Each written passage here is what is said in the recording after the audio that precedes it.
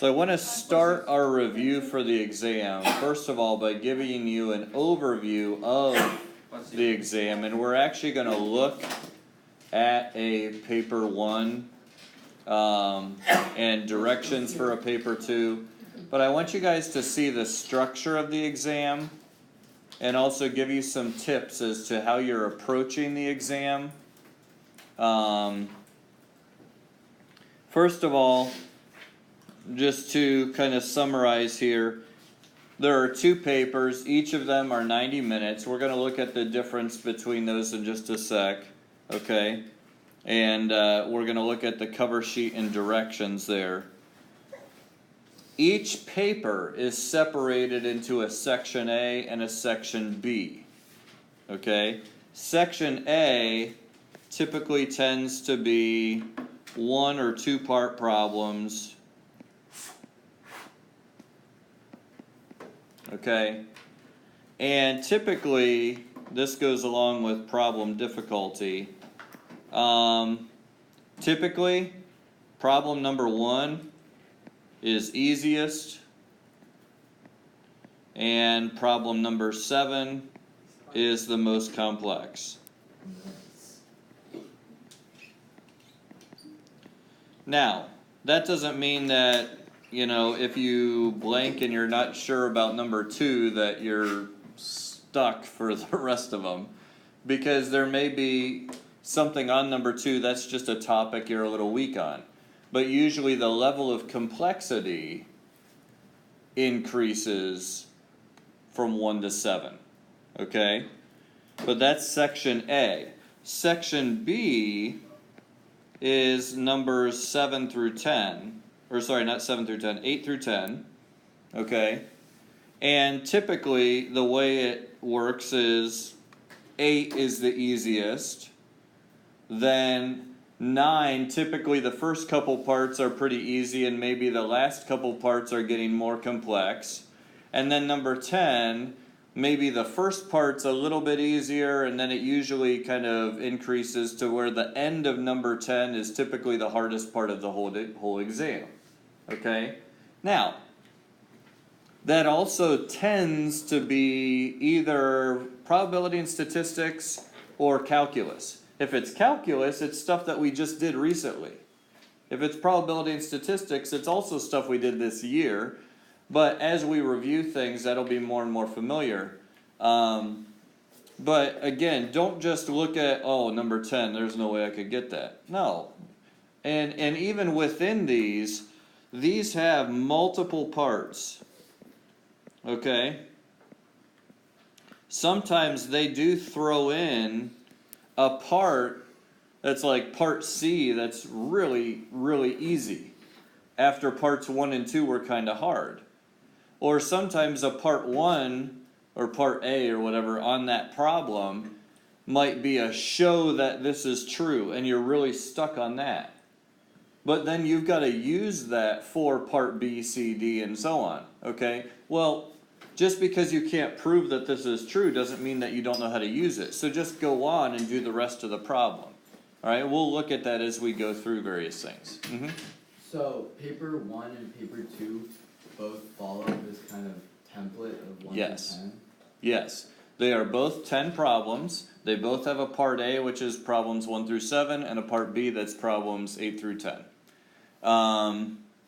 And then as we work through, as you do mock exams and then we look at them, we will look at the mark scheme and the grading for each of those. You already should be a little bit familiar with the mark scheme type of deal and how it's graded, because I've been grading your tests this way all year. You know, you're used to seeing the M1 or the A1 or whatever, follow through points and that kind of thing. But we'll talk about that a little more detailed as we're going through, okay? So let's first of all, I've got the cover sheets here, the directions for the 2016 paper 1 and paper 2 that our students took. One thing to understand is that they actually make 3 versions of every exam. A time zone 0, which is given in November. So next November, the 2018 time zone 0 exams will be given. And that's given to students in Australia, South America, the whole southern hemisphere. Schools that are on the calendar year, school year. The northern hemisphere is all separated into time zone 1 and 2. Okay, our hemisphere is the time zone 1, and then you have Asia, part of Europe, all in time zone 2. And so there are 3 versions of every exam written every year. This, if you look closely up here, you'll see this is actually a time zone 1. Okay, this is for paper 1, SP1. Notice here this says 5, that just means this is math, it's subject area 5 in IB. Okay, and then, you know, down here you can see, oh, it's still time zone 1, but this is paper 2. Okay, so that's one thing there. Another thing before we look at directions and problems specifically, understand that the grading for these, obviously we're all shooting for 7s, okay? Don't view any points as throwaway points, okay? We're shooting for 7s, but the thing that should calm our nerves is the fact that if you could get a 50%, you're going to get a 4, okay? A 4 is passing. Okay, and that should kind of relieve some nerves. All right, as you'll see here, there's a lot of these problems that are really, some of them are just really easy at this point. But the way they score them, everyone always asks, so, okay, so what do I have to get a 5 or 6 or 7? That changes every year. What they do is after the exams are given, they start with kind of set boundaries where they typically are, but then what they do is they grade a number of them, and they look at people who are close to those boundary lines. All right, and they say, okay, our boundary right now was a 78 out of 90 for a 7. Okay, so they get some people who got 78, 79, 77s, and they start looking at those, and they're like, okay, so yeah, these people are definitely 7s, but you know what? These people who were getting 77s, they're doing really good work, and these problems, this year our scores were maybe a little bit lower because the tests seemed to be a little harder this year for whatever reason. So they may drop that boundary down a little bit. Or they may say, you know what, we got tons of people scoring super high. We may have made this a little bit easier this year. We need to bump the 7s up to a 80 so that our level of difficulty is consistent with previous years. So that's what they do. They kind of normalize things a little bit there. But they look at specific students' papers as exemplars of, okay, this is 7 work, or this is 6 level work, or this is 5 level work. And that's how they determine those boundaries. And that's why they don't publish set boundaries. Okay, the IAs are different because it's the same thing every year. So they published, yeah, if you get this, it's a 4, this is a 5, this is a 6. Okay, the tests are different. So let's look at the directions here. Now, I'm not sure about the session number, if you're going to use that or if you're going to use your candidate code, but they'll tell you what you need to do. I know they're switching over to candidate codes instead of session numbers and whatnot. But let's look at the directions here for paper 1. Write your session number in the box above. Do not open the exam paper until instructed to do so. You're not permitted to access any calculator for this paper. That right there is the difference between paper 1 and paper 2. Okay? You are not permitted to access any calculator for this paper. That's the only difference in directions. Notice you can't have anything. Not a 5-function calculator that just does arithmetic. Alright? Nothing. For section A, you're given boxes that you need to put your work in. Okay? Now you should try to stay in those boxes, okay? Because not 100% of the page actually gets scanned, all right? It does cut off a little bit of the edges sometimes, all right? So you need to make sure you try to stay in the box. If it's in the box, it's guaranteed that the person can see it. However, they will also grade things that they can see if you've drawn on a diagram or something like that, or shown a little bit of work in there. They do grade that kind of thing in Section A because they'll actually be able to see it. In Section B, you're actually given a blank booklet that just has lined pages. You must put all your work in that booklet, okay? The graders are not going to see the original problems, and they do not leave any room for you to work, okay? So you must put your work in the booklet or it will not get graded, okay? They don't even bother scanning the problems, they just scan your workbook, okay? So they don't have the problem? Not for Section B. So then do you have to write the problem down in the book? No. They know what the problem is, but they're not going to see, like if you wrote some work like next to the problem or something, they're not going to see that. So if you just write your answer, then they're not going to see your work. Okay. All numerical answers should be given exactly. So like in terms of pi, in terms of e, in terms of a radical, and as a fraction. And frankly, if you have that, leave them as that. Don't bother making them a decimal or whatever. Okay? If you do, or if you, in the process of doing the problem, had to get decimals or whatever, give them to correct the 3 significant figures. Okay? When in doubt, give extra decimals, extra places. Okay? They'll never take off for giving more places, but they will take off if you round to like 2 decimals. 2 significant figures when you should have done 3. Okay? You can always be more precise, and they don't care. You will be given a clean copy of the booklet. Alright, we've been using that throughout the year. If you want your own copy, you can just Google it. Make sure it's the most up-to-date one.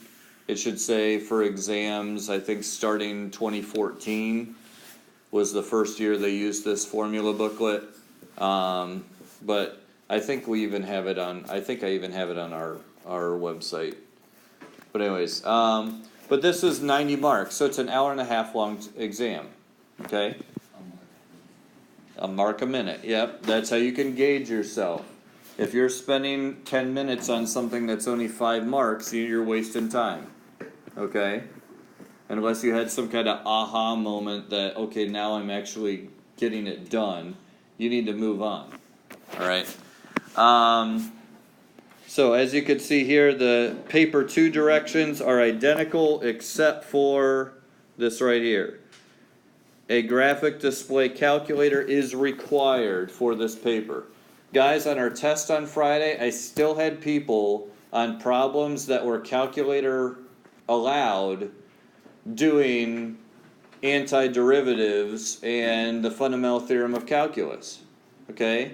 You're wasting your time, and you're giving yourself opportunity to mess things up. Use your calculator on that kind of stuff. Okay?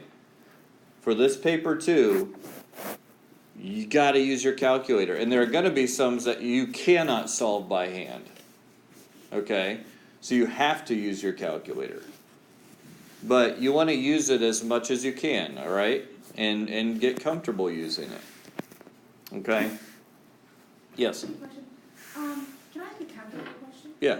Okay, so on one test it said, it was a retake, but to solve for 0, the function for 0 and then calculate it. Mm-hmm. How do you do that? Well, you first need to graph it, okay? So to get a 0, you graph it, and then you could hit second calculate, it's above trace. Hit second calculate 0, and then it asks for like a left bound or right bound and a guess. Okay.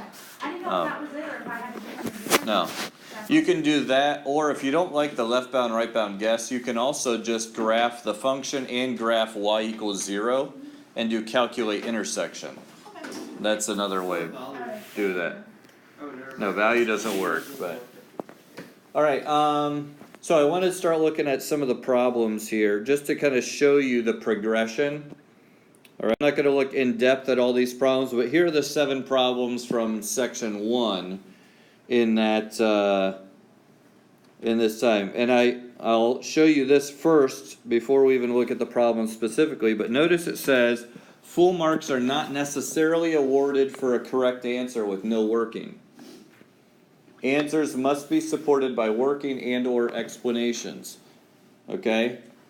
Where an answer is correct, some marks may be given for a correct method, provided this is shown with written working. Okay? Show your work. Alright? Unless it says write down the answer, okay, like here on 1A, write down G of 2, okay, you can simply just write down your answer, you'll get full marks. If it says find, we've seen this throughout the year, if it says find, you gotta show some work, okay? But notice, by the way, here's problem 1. It's gonna be the easiest problem on the entire exam, okay? Basic f of x, g of x, find g of 2. That's like algebra 1 or pre-algebra stuff, okay? Then a basic function composition, f of g of x, and then finding an inverse, okay? Pretty straightforward, pretty simple, not super complex. Might there be things that right now you guys are like, alright, I don't remember how to do this. It's been a little while, okay? Hopefully not G of 2. If it's G of 2 that you're saying that about, then we've got some real work to do. But anyways. But then notice here's a probability one, but it's a Venn diagram. They give you a lot of information here. Okay, you're figuring that out. It's not super complicated. It takes some remembering how to work with things, but it's not terrible. Okay. Part 3, here's a trig problem. They give you a specified domain. Write down the amplitude, find the period. That's pretty basic trig stuff. Then, on the following grid, sketch the graph, okay? When you're told to sketch, we've seen this already. When you're told to sketch, you should give key points. And you should also stick to the domain that they give you. So this said from 0 to 4. So I'm not drawing arrows going on either side of this. I'm just sticking to 0 to 4. But you'll notice I made a point to indicate very clearly where the beginning and ending points were, where the 0 was, where the max and min points were. You do not have to label those unless you're told to, but they should be accurate. Okay? On the mark schemes, they'll give like a little circle. It's not very big, but they'll say, you know, your sketch has to have the point within that little circle or else you don't get credit for it. Okay? So again, here's problem 3. We still haven't approached anything that's really that complicated. Okay? Problem number 4. This one adds a little bit of an extra level of complication. Consider the following sequence of figures. Oh, sequences. That should make me flip to a certain part of the formula booklet if I'm not real confident with that. And they tell us figure 1 contains 5 line segments. So naturally I'm thinking, okay, well how many does 2 and 3 have? And I see a 5, 9, and a 13. Well, that's increasing by 4 every time, so I should be thinking arithmetic sequence, okay? So notice here, now I'm having to connect a few dots. The level of complexity is a little bit more, okay? And then we're having to use some formulas, not just to do the formula, but we're using the formulas to figure out other stuff, okay? Both formulas needed in this problem are straight from your formula booklet though, okay? So a little bit increased level of complexity, not too bad. Doing so well so far. Okay. Here you're constructing a quadratic function. But again, they're not like giving you both zeros necessarily. But here they tell you that it's 1x squared plus something x plus something. They tell you where the minimum value occurs. The connection you've got to make is, oh, that's negative b over 2a, which in this case is negative q over 2. Well, now I can figure out what q is. So now I know that's 3. Okay? Now part A, I actually could have done this. I kind of went around the block to get this. So looking back, I could have done this a whole lot easier. Because I'm told that the distance between the two zeros is 9. Okay? Well, if that's the case, to show that the two zeros are 3 and negative 6, if I know that the minimum value occurs right in the center, and that's my axis of symmetry, x equals negative 1.5, half of the distance is 4.5, so if I add 4.5, I get over here at 2x equals 3, and if I subtract 4.5, then I'm over here at x equals negative 6. So now I've shown that the two zeros have to be 3 and negative 6. You could do it with a picture, you could do it algebraically, however you want. I actually, when I was doing this originally, I read B and I was like, well, I think that's easier to do. So I used the discriminant, or the determinant over 2a. That is going to be the distance. That's going to equal that 4.5. Alright, so notice I doubled it and made it equal to 9. The distance between the zeros, and then I solve for r. Okay? You didn't have to do it the same way I did, but those are some options that you have. Notice, again, the level of complexity is a little bit higher. Okay? Number 6, here's a trig one. We're having to use an area formula. We've got a double angle, sine of 2 theta. Is that in the formula book? Or, yeah, sine of 2 theta is 2 sine theta cosine theta. That's in our formula booklet. So notice I'm having to plug some things in here and do some solving. I had to figure out what the cosine of theta was using sine squared plus cosine squared equals 1. Okay, because all I knew, let's see here. Yeah, all I knew was sine of theta. So I had to figure out what cosine of theta was, and I had to do some solving. So that one, again, there was a little bit more complexity and creativity in how I'm going to use my formulas and such. And then level 7, or number 7, kind of the highest level. Alright, the key thing on this, sometimes this happens here, alright, I had a lot of students tell me, okay, they intersect at exactly one point, so they set up the equation, they got stuck right here, okay? And then we got to this, okay, so that means tangent squared, and now I'm doing the quadratic formula in terms of k. So you can see the level of complexity here is pretty high, okay? The key to this whole thing, though, was to pick up on this right here, because if you didn't pick up on this phrase right here, exactly one point, then you would have gotten stuck right here, okay? Exactly one point means that my determinant must equal 0.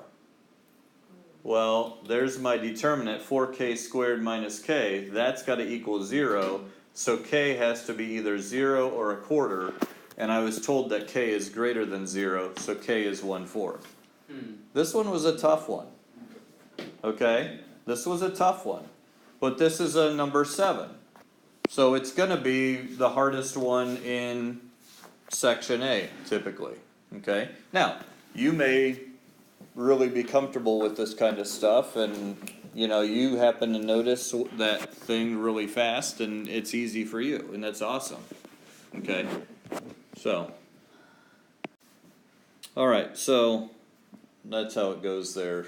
you're doing the substitution to get the quadratic formula, or use the quadratic formula. Remember, we called this quadratic form. It's not technically a quadratic, but we could write it as a quadratic by changing its form. Okay, so that's the section A. Section B,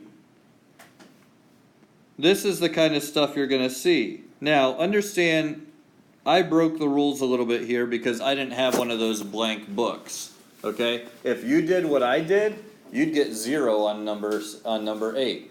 Because they're not going to see any of this. They're going to have a blank booklet. Okay? So you're going to be using the booklet and showing all your work in there. But you'll notice here, this is a pretty easy problem. You've got a stem and leaf plot, which actually, just in case you forgot, they even showed you or reminded you, hey, 3 and then a 1 on this side is 31. So you got 31, 37, 37, 37, 38, 38. Okay? So they kind of remind you what a stem and leaf plot is. That's kind of nice of them. All right. You got a box plot that you're working with. Those ought to be pretty easy. You know, basic using some of that cumulative frequency curve over here. Okay.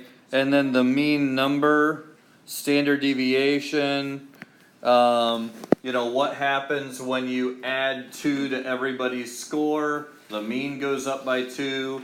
What happens to the standard deviation? It stays the same.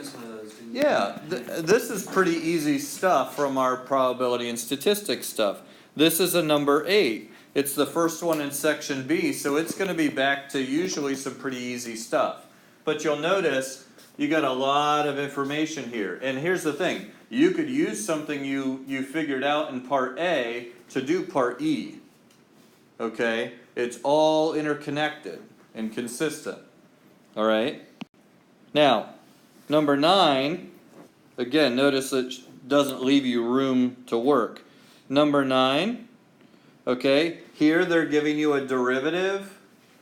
They're telling you the graph has a max point, find the x-coordinate of the max point, okay, so you're setting that derivative equal to 0, okay. They're doing some different stuff with some calculus. It's increasing in difficulty. Notice they'll throw in, hey, we're transforming it by a vertical stretch with a scale factor of 1 over ln of 3, okay. So you got to transform, they'll shift gears on you really quickly in some of these later problems. Okay? So that one has a little bit of complexity there. And then here's number 10. 10 has 4 parts. Notice, by the way, number 10 was 15 marks. Number 9, 15 marks. Number 8 was 15 marks. How much is all of paper 1? 45. 90. Oh, 90. Okay? So these 3 problems are half the exam. Don't go by, 1 through 5 is half and 6 through 10. No. 1 through 7 is about 45 marks. These are about 45 marks. So as you are using your 10-minute reading time, remember we said that you're going to have 10 minutes before the time starts to just read through the exam. At that point, you need to come up with a game plan. You're looking at each problem and just at a glance, 1, 2, 3, those are a piece of cake. 4's maybe going to take some work, but I know how to do 5. 6 and 7 are going to be a challenge. And then you look at 8. 8 looks pretty easy. 9's starting to get a little tough, but it still looks okay. So my game plan is I'm going to do 1, 2, 3, 5, 8, and then start with number 9. And then once I get all those done, then I'm going to go back and try to tackle number 4, and then 6, and then 7, and 10. Okay? So you want to maximize your time getting those easy ones out of the way. And it's kind of a psychological game, too. You get a couple of quick wins. You know, I'm rolling here, and my brain's going, I'm waking up a little bit, and this is okay. And if you use that 10-minute time to just relax, come up with a game plan, you're going to be good to go. Alright, you'll do a whole lot better than if you just try to go 1 through 10. Okay?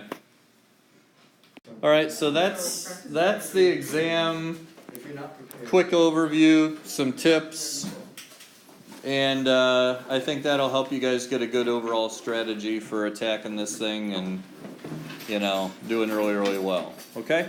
Thank you.